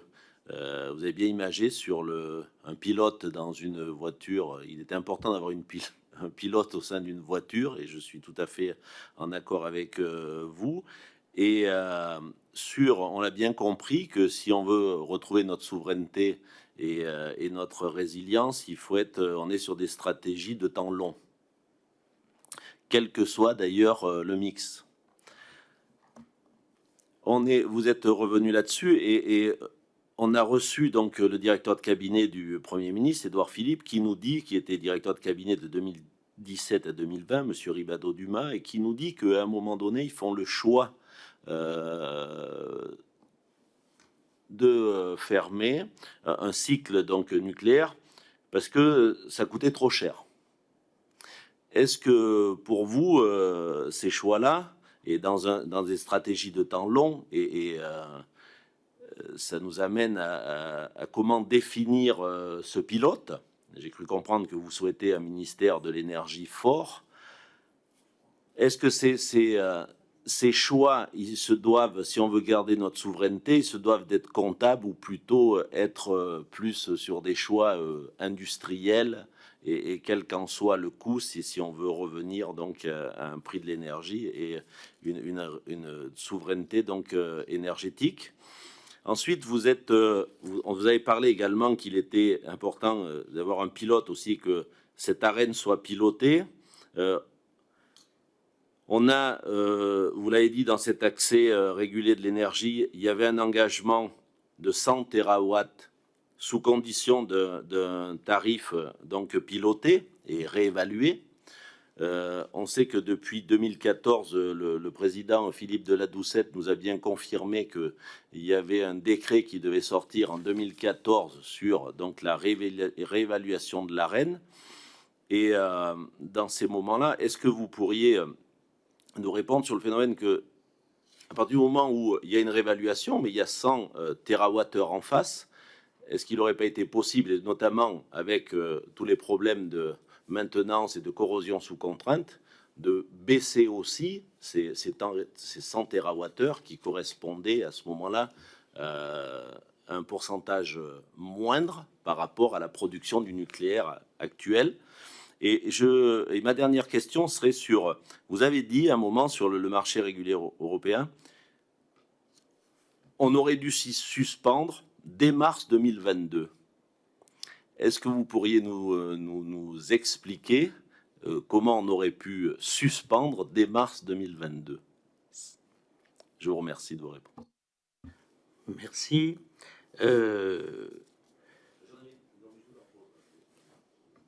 Allez-y. Je vous la pose tout de suite. En 2009, à la radio chez Europe 1, vous dites, donc, j'ouvre les guillemets, hein, c'est vous qui parlez, monsieur le ministre, et je pense que vous n'avez pas bégayé quand vous avez dit ces propos. La révolution énergétique française, c'est économie d'énergie, économie d'énergie, économie d'énergie, avec un développement très puissant des ENR. Voilà, est-ce que vous pouvez nous expliquer ce que vous vouliez dire ce jour-là?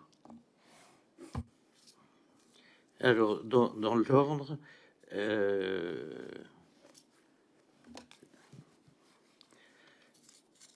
poser la question des ONG.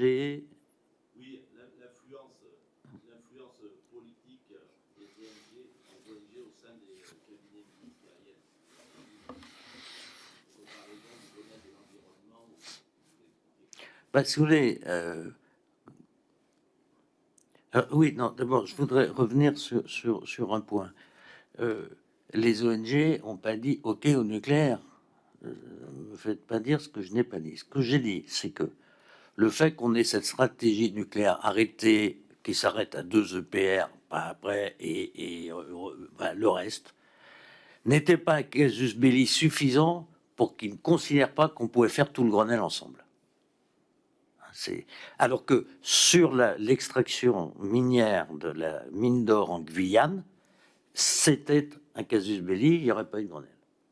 C'est donc, je ne veux pas les mettre en porte-à-faux et leur faire dire ce qu'ils n'ont pas dit.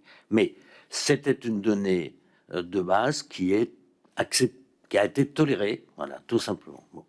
Alors, les ONG, moi, j'arrive pas. Ça, c'est comme les lobbyistes. Bon. Je dois toujours parler d'ONG et de lobby. Non, il y a des gens, bon, c'est des parties prenantes, ils viennent vous voir, c'est bien d'écouter tout le monde. Je n'ai pas souvenir, et puis j'ai parfois été mis en minorité, enfin, je veux dire, pas en minorité, mais en désaccord. Je veux dire, quand on fait la rénovation urbaine, 500 000, 600 000 logements, 200 000 démolitions, et avec des gens qui, à juste titre, disaient, mais on a déjà une crise du logement, tu nous supprimes des logements. Enfin, je veux dire, je peux comprendre qu'il y ait des opinions, et elles peuvent être entendues. Mais j'appelle pas ça, moi, du lobby ou de l'influence des ONG. Il y a des ONG qui ont des compétences, pardon, exceptionnelles. Exceptionnelles. Prenez Robin des Bois, enfin, il y a des tas, je veux dire, il y a des travaux scientifiques, c'est pas, vous faites le tri, vous n'êtes pas obligé de... Mais écoutez, je pense que l'action publique, c'est d'abord écouter, aller au fond des choses, au fond. Est-ce qu'on vous présente comme des évidences? Genre, la reine a un problème d'asymétrie qui explique les violets de... Non, mais ça va, c'est une blague, ça. Bon. Mais c'est commode. Non. C'est écouter. Et ben moi, c'est écouter. Maintenant, vous dire que j'ai subi des pressions, oui, des pressions, je sais pas comment on peut dire, de toute ma carrière politique, jamais. Mais c'est pas que j'ai eu à refuser. Jamais. Qu'est-ce que vous voulez que je vous dise? Jamais. Voilà. Donc, moi, je n'ai pas souvenir. Alors, puis c'est et mais en plus, comme vous avez passé quelques milliers d'heures avec les gens, vous savez, vous êtes tout dit. Hein. Pas besoin de vous revoir tous les 15 jours. Hein. Non, mais oui, on a une feuille de route. Le drame de la France, je veux dire, on décide 256 mesures Grenelle. On les fait voter. Mais le sujet, pardon, on a fait le suivi, le comité de suivi pendant 1 an. Et après, il est dans la loi, le comité de suivi. Il n'y a jamais eu. Elles sont où, les 256 mesures votées par le Parlement? On en est où? Il y en a peut-être des idiotes qu'il faut rectifier, il y en a peut-être accélérés, il y en a peut-être qui sont partis au contraire. Mais évidemment, notre drame, c'est le suivi, pilotage et suivi. Ça ne sert à rien de voter. C'est comme la rénovation urbaine. Le Parlement vote une rénovation urbaine. Voilà, un énorme parc à détruire, à construire, à résidentialiser de ça. Puis tout d'un coup, le truc, il s'arrête. Mais quand je dis ça, il s'arrête. Allez, comme passer 40 milliards, là, 48, financés en fait par les opérateurs eux-mêmes, hein, pardon de le dire, c'était pas par l'État. Bon. Ou pour l'essentiel, pas par l'État. Eh bien, sans que personne n'ait décidé qu'il y ait le moins de débat, le truc, il s'est juste arrêté. Parce que plus personne n'a suivi le truc. Voilà, tout simplement. L'énergie, enfin, les temps longs, c'est du pilotage et du suivi. Voilà. 256 mesures. Eh bien, Monsieur le Président, ça, je sais pas, une petite suggestion qui dépasse ma condition d'aujourd'hui, mais pourquoi est-ce qu'il n'y aurait pas un débat sur où est-ce qu'on en est de 256 ? Pour voir ce qui était une bêtise d'ailleurs, des trucs à modifier, des trucs accélérés. Le mot Grenelle, qui était devenu un mot juridique, parce que il y avait des certificats, il y avait...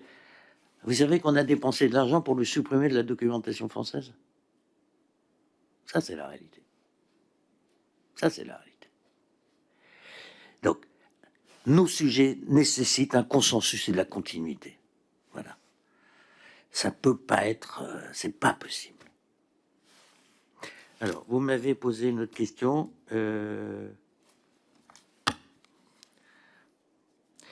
Oui, l'AREN est un système qui devait...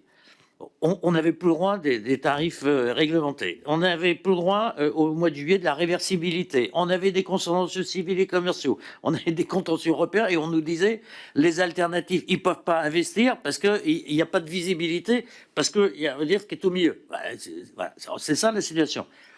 On met en place un outil. Bon, alors après avoir compté que le Parlement, il y a eu. Alors vous allez voir les échanges extraordinaires avec Lenoir, avec François Brotte, avec. Je veux dire, c'est pas un truc. Ça a été lourd, ça a été long. Il y a une maquette qui est posée qu'on doit piloter en permanence. Oui, on aurait pu passer à 60 et on aurait pu passer à 58 et puis repasser. Et oui, bien sûr. Mais c'est le pilotage, ça. Toutes les conditions évoluent. Voilà. C'est pour ça que la loi, elle fixe pas un prix. Elle fixe une modalité de fixation de prix. Voilà. Et c'est pas la CRE qui fixe le prix. La CRE donne un avis. Et c'est nécessaire. Mais la CRE, elle n'est pas parfaite non plus. Et après, il y a une responsabilité de la nation, voilà, qui à un moment donné est représentée par des gens, un titre provisoire, mais c'est comme ça. Oui, alors, ce que j'avais dit sur cette bonne radio d'Europe 1, oui, bah, je maintiens. Mais je maintiens, moi, je vous dis qu'on peut faire des appels d'offres aujourd'hui. Vous verrez, vous aurez des réponses sur les bâtiments à 80%, 90% d'émissions de CO2 en moins, 75% de factures énergétiques en moins. Lançons les appels d'offres. Carrefour l'a fait, Airbus l'a fait. Pour l'instant, c'est le privé.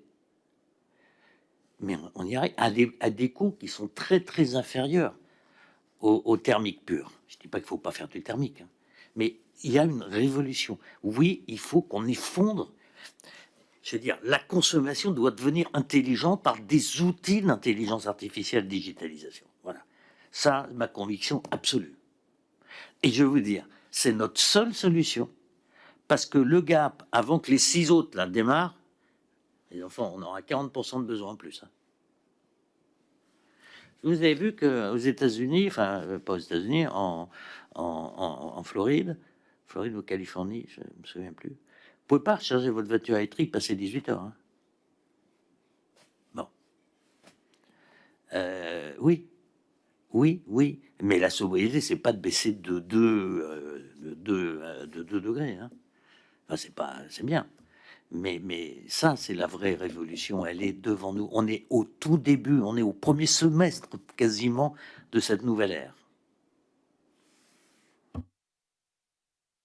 Dès mars 2022, vous m'avez pas répondu. Comme ont fait les Portugais et les Espagnols. Je ne sais pas comment ils ont organisé, je ne sais pas comment il faudrait l'organiser ici, mais on n'est pas obligé de suivre, nous, de caper notre prix de l'électricité sur le prix du marché de gros européen. On le décide à titre provisoire, puisqu'il ne s'agit pas de tout foutre en l'air, bien entendu. On fait 3-4 mois, et puis aujourd'hui, c'est quasi... on ne doit pas être très très loin des prix initiaux. Bon, je ne suis pas suivi dans le détail, mais ce que je veux dire, c'est que, voilà, on peut être pro-européen, on peut trouver qu'il faut des interconnexions, on peut même être pour que le marché vienne en support, mais on doit garder toujours le pilotage, et c'est pas la mécanique qui a été mise en place qui doit piloter le truc. Voilà. Quand il y a des crises, quand il y a des évolutions, quand il y a des adaptations nécessaires ou quand il y a des nouvelles technologies. On est d'accord de dire que c'est une volonté gouvernementale. Et je dirais que sur un sujet comme celui-là, je dirais vraiment de la nation. Parce que vous avez beaucoup d'intervenants. Le gouvernement, il a une responsabilité, il n'a pas toutes les responsabilités. D'ailleurs, vous avez des autorités indépendantes. La CRE est une autorité indépendante, l'autorité de sûreté nucléaire est une autorité indépendante, les investisseurs sont indépendants, les syndicats. Enfin, c'est une famille complète. Donc, un gouvernement doit créer un consensus de la famille le plus proche possible.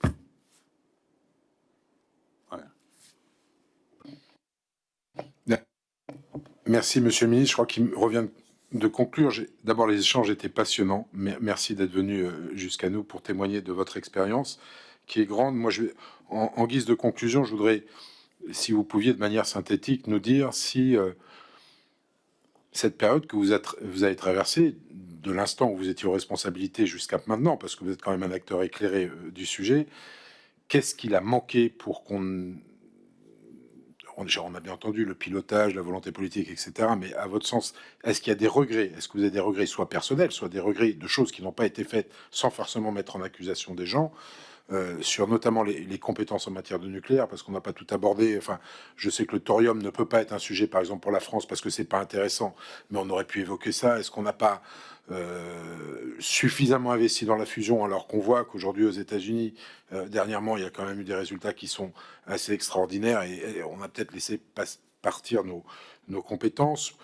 Pourquoi, vous l'avez dit, ça a été plus culturel qu'autre chose, mais on aurait peut-être pu combattre ce côté culturel français qui fait que les énergies renouvelables se sont pas développées à la hauteur de vos espoirs et des 2 Grenelles que vous avez fait. Donc ça, retracer un petit peu si vous voyez des regrets ou des choses qui auraient pu être mises en place. Et puis, la question de la fin, en tout cas pour moi, c'est que on parle de souveraineté énergétique française, est-ce atteignable ou est-ce simplement une utopie? Et pour vous poser cette question-là, j'en fais référence et j'en suis d'accord avec vous, avec le potentiel énergétique extraordinaire de l'Afrique, qui sera sûrement beaucoup plus forte que tous les pays du monde. Donc je voulais vous poser la question en guise de conclusion sur votre intervention aujourd'hui.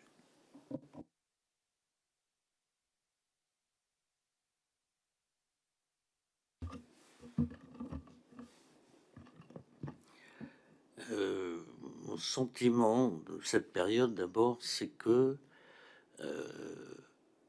personne ne nous a entravés.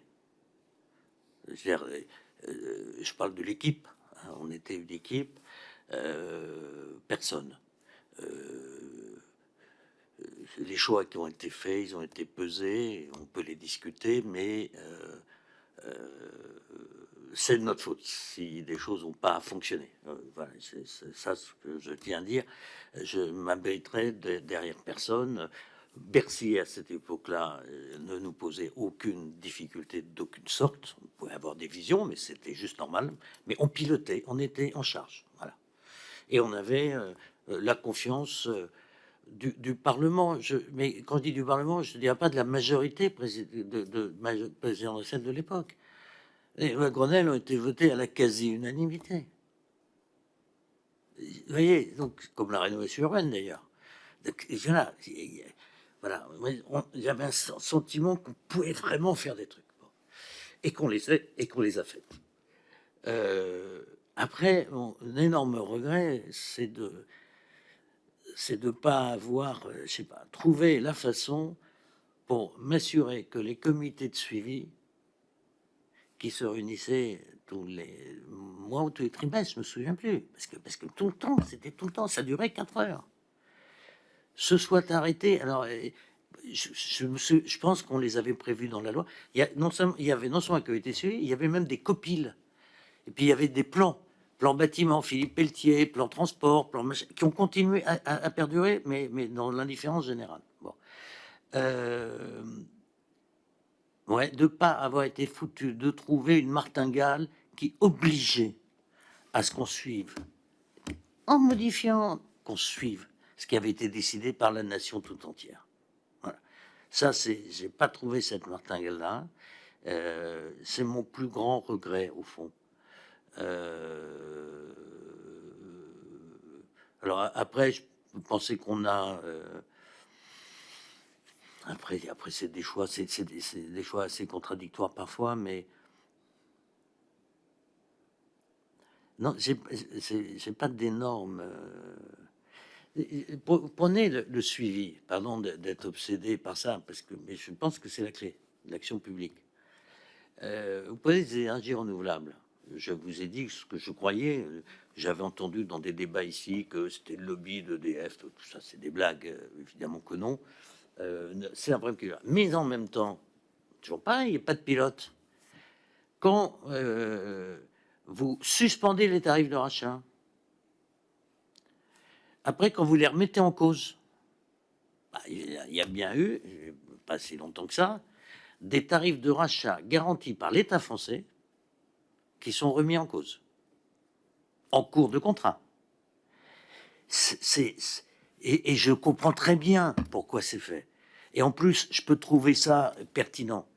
C'est-à-dire que les tarifs les plus anciens, pour faire démarrer la machine, ils étaient extrêmement forts. Parce qu'on était à l'arrêt. Il faut plus d'énergie pour passer de 0 à 1 km/h que de 100 à 101. Bon. Donc, évidemment. Donc, je comprends très bien. Et au fond, c'est rationnel. Sauf que, attention, gaffe, parce que c'est des activités hautement capitalistiques et c'est des fonds d'investissement en infrastructure. Et un pays qui... Nous, si demain matin, on nous dit, finalement, le tarif de rachat du gouvernement britannique à Hinkley Point, il va plus être à 100 livres. On va faire les gueules. Bon. Donc il y a des instabilités qui sont pernicieuses. Je pense à celui-là, mais sur les renouvelables, oui, je pense que ça a manqué de, oui, il y a des difficultés dans des programmes comme cela, bien sûr. En résumé, Monsieur le Président, c'est un sujet extraordinaire.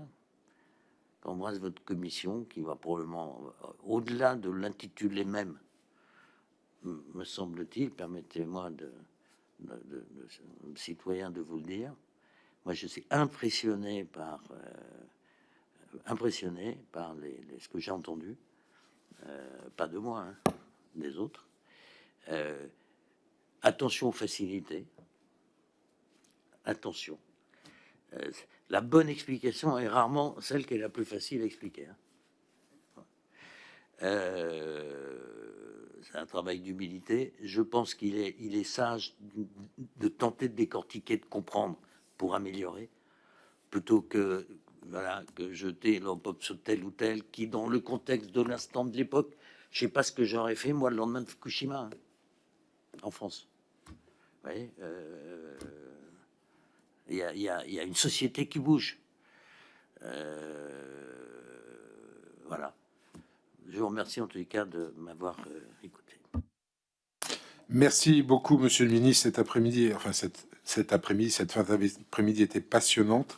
Il était important vraiment pour la commission d'enquête de prendre connaissance non seulement des mesures qui ont été prises il y a déjà une quinzaine d'années, des problématiques d'alors, mais de votre vision de ce qu'on devrait ou pourrait faire aujourd'hui pour essayer d'atteindre, non pas, on l'a bien compris, la souveraineté énergétique, mais en tout cas pour avoir une énergie plus facile, plus pilotable. Et si je peux me permettre, l'introduction de l'intelligence artificielle est une évidence absolue.